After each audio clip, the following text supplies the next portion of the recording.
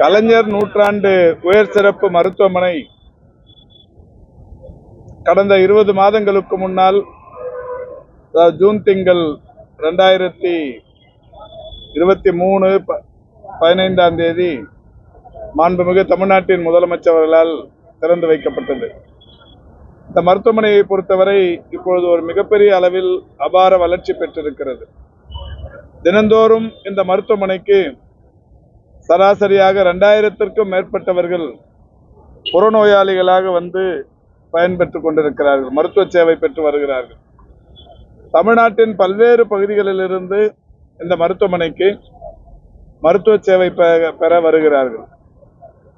அதேபோல் இதே வளாகத்தில் தேசிய முதியோர் நல மருத்துவ மையம் ஒன்று தொடங்கப்பட்டு இந்தியாவில் 2 இடங்களில் மட்டுமே உள்ள இந்த தேசிய முதியோர் நல மருத்துவ மையம் டெல்லியில் எய்ம்ஸ் மருத்துவமனை வளாகத்தில் ஒரு பிரிவாக இருக்கிறது.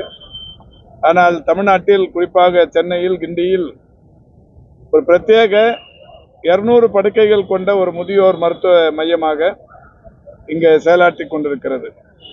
ஆக அந்த மருத்துவமனைக்கு தினந்தோறும் தமிழ்நாட்டின் பல்வேறு பகுதிகளிலிருந்து 1000த்திற்கும் மேற்பட்டவர்கள் புறநோயாளிகளாக வருகிறார்கள்.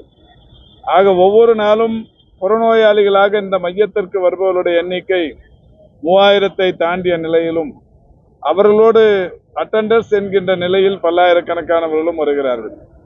இந்த மருத்துவமனை தொடங்கப்பட்டதற்கு பிறகு கடந்த 20 மாதங்களில் இதுவரை 5,24,113 பேர் புறநோயாளிகளாக வந்து மருத்துவ சேவை பெற்றிருக்கிறார்கள். உள்நோயாளிகளாக 1,69,888 பேர் இங்கே சிகிச்சை பெற்று பயனுற்றிருக்கிறார்கள். இதுவரை 6,090 அறுவை சிகிச்சைகள் வெற்றிகரமாக நடைபெற்றிருக்கிறது. இப்படி பல்வேறு சிறப்புகளுடன் கொண்ட இந்த பன்னோக்கு மருத்துவமனையில், உயர் சிறப்பு மருத்துவமனையில் இன்றைக்கு பாதுகாப்பு மற்றும் மக்களை ஒழுங்குபடுத்துதல், நெறிப்படுத்துதல் போன்ற பல்வேறு வசதிகளுக்காக ஒரு புறக்காவல் மையம் ஒன்று வேண்டும் என்கின்ற கோரிக்கை வைக்கப்பட்டது. அந்த வகையில் இன்றைக்கு ரோட்டரி சங்கம், மெட்ராஸ் ரோட்டரி கிளப், அதேபோல் கீழ்பாக் போன்ற ரோட்டரி சங்கங்கள் ஒருங்கிணைந்து ரோட்டரி சங்கத்தின் மூலம் ஒரு புறக்காவல் பிரிவு ஒன்று தொடங்கி வைக்கப்பட்டிருக்கிறது. குளிர்சாதன வசதியும் கம்ப்யூட்டர் வசதியுடனும் கூடிய இந்த அமைப்பு இன்றைக்கு இங்கே உருவாக்கப்பட்டிருக்கிறது. இதை பொறுத்தவரை இன்னமும் கூட ஒரு 4 இடங்களில் நம்முடைய மருத்துவமனை வளாகங்களில் அமைப்பதற்கு அவர்கள் தயாராக இருக்கிறார்கள். அந்த வகையில் இன்றைக்கு முதல் முயற்சியை இங்கே மேற்கொண்டிருக்கிறார்கள். ரோட்டரி சங்கத்தின் சார்பில் ஏற்பாடு செய்யப்பட்ட இந்த புறக்காவல் மையத்தை பெருமதிப்பிற்குரிய சென்னை மாநகரின் காவல்துறையின் கூடுதல் ஆணையர் அவர்களும், இணை ஆணையர், துணை ஆணையர் உள்ளிட்ட காவல்துறையைச் சேர்ந்த அலுவலர்களும் கலந்து கொண்டு இது தற்போது மக்களின் பயன்பாட்டிற்காக தொடங்கி வைக்கப்பட்டிருக்கிறது. எல்லா மருத்துவமனைகள்லயும் இருக்கு ஏற்கனவே. இப்போ ராயப்பேட்டால பாத்தீங்கன்னா அங்க இருக்கு, ராஜீவ்காந்தியில இருக்கு, எல்லா இடத்துலயும் இருக்கு. இது புதிதாக தொடங்கப்பட்ட மருத்துவமனைங்கிறதால இங்க ஒரு அமைப்பு ஒன்று, தற்காலிக அமைப்பு ஒன்று தோற்றுவிக்கப்பட்டிருக்கிறது. நிரந்தரமாகவே ஒரு சிவில் கன்ஸ்ட்ரக்ஷன் இப்போ ப்ராசஸ்ல இருக்கு. அதுவுமே முடிஞ்சிட்டோன்னு இது அங்க இடமாற்றம் செய்யப்படுறது. கடந்த மாதம் இல்ல, அது முடிஞ்சு 6 மாசம் ஆயிடும்.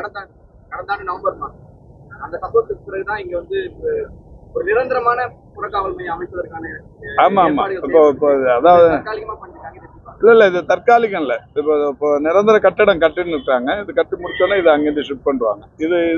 இதையும் ஒரு நிரந்தர மையத்திற்கு என்ன வசதிகள் இருக்கோ அந்த வசதி எல்லாம் இருக்கு. குளிர்சாதன வசதி, கம்ப்யூட்டர் வசதி அதெல்லாம் இருக்கு. அதை கட்டி முடிச்சிட்டோன்னா அங்க ஷிஃப்ட் பண்ணிப்பாங்க. அதான் ஒரு 5 இடங்களில் அவர்கள் அமைப்பதற்கு தயாராக இருக்கிறார்கள்.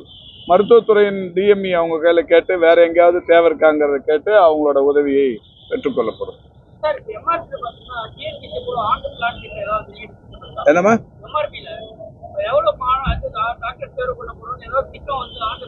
எவ்வளவு வேகன்சி வருதோ இந்த துறைக்கு மட்டும்தான் அது பண்ண முடியும். டிஎன்பிஎஸ்சியை பொறுத்த வரைக்கும் தமிழ்நாடு முழுக்க இருக்கிற அரசு ஊழியர்களை தேர்ந்தெடுக்கும் ஒரு அமைப்பு. டிஆர்பிங்கிறது வெறும் ஆசிரியர் பணியிடங்களை மட்டுமே நிரப்புகிற ஒரு அமைப்பு. எம்ஆர்பிங்கிறது மெடிக்கல் சர்வீசஸ் ரெக்யர்மெண்ட்டை மட்டுமே பார்க்குற ஒரு அமைப்பு. எந்த துறையில எவ்வளவு காலி பணியிடங்கள் உருவாகுதோ காலி பணியிடங்கள் உருவாக அவங்களோட அந்த துறையின் ரெக்வசேஷன் தருவாங்க. இப்போ ஹோமியோபதி டாக்டர், சித்தா டாக்டர்களுக்கெல்லாம் போன வாரம் தேர்வு நடைபெற்று முடிந்திருக்கிறது. அந்த லிஸ்ட் அவங்க டிபார்ட்மெண்ட்ல இருந்து கொடுத்த உடனே அவங்க அதை எடுத்து கொடுப்பாங்க. அதை தவிர்த்து இவ்வளவு பணியிடங்களுக்கு நாங்க பண்ண போறோம்னு இதுல சொல்ல முடியாது. காலி பணியிடங்கள் எவ்வளவு உருவாகுதோ உருவாகிற இடங்களை உடனுக்குடன் நிரப்புவதற்கு இந்த துறை அந்த எம்ஆர்பி நிர்வாகம் பணியை மேற்கொள்ளும். இல்ல இதுல அது மாதிரி, அதாவது அது மற்ற துறைகள்ல இருந்து ரெகுலர் வேகன்சிஸ் இவ்வளவு வருங்கிற கணக்கு அவங்களுக்கு வச்சிருப்பாங்க. அதனால அவங்க அதை பண்ண முடியும். இதுல அப்படி இல்லை. ஒவ்வொரு துறையில எவ்வளவு வேகன்சி கிரியேட் ஆகுதோ அந்த வேகன்சிஸை ஃபில் பண்றதுக்குள்ள அறிவிப்புகள் விளம்பரப்படுத்தப்பட்டு தொடர்ச்சியா வெளியிடப்படும். இப்போ ஸ்ட்ரென்தனிங்கா தான் இருக்க.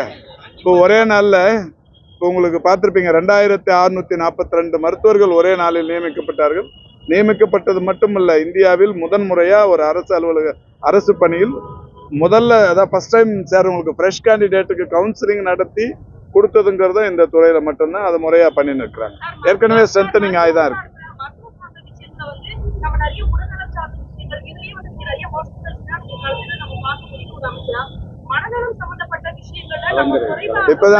இப்ப போன மாசம் முதல்வர் அவர்கள் 25 இடங்கள்ல அந்த மனநலம் சார்ந்தவர்களுக்கு அந்த அது ஒரு அமைப்பு டிஅடிக்ஷன் சென்டர்ஸ், அது இல்லாம மனநல நல்ல ஆதரவு மன்றம்னு 36 மருத்துவக் கல்லூரியிலையும் தொடங்கி மாணவர்கள் அதை பண்றாங்க.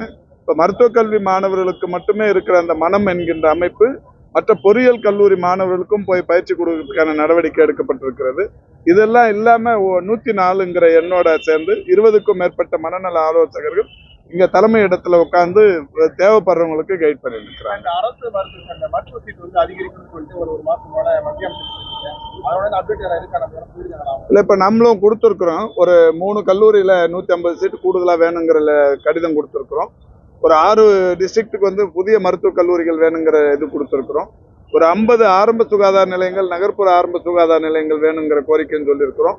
ஒரு 500 துணை சுகாதார நிலையங்கள் வேண்டும் என்கின்ற கோரிக்கையும் மாண்புமிகு அமைச்சரிடத்தில் தரப்பட்டிருக்கிறது. அது சம்பந்தமா இப்ப ப்ராசஸ் வந்து போயின்னு இருக்கு. அலுவலர்கள் தொடர்ச்சியா ஒன்றிய அரசாங்கத்தின் செயலாளர்களோடு பேசிக் கொண்டிருக்கிறார்கள். மிக விரைவில் அதுக்கான ஒரு நல்ல தீர்வு கிடைக்கும் என்று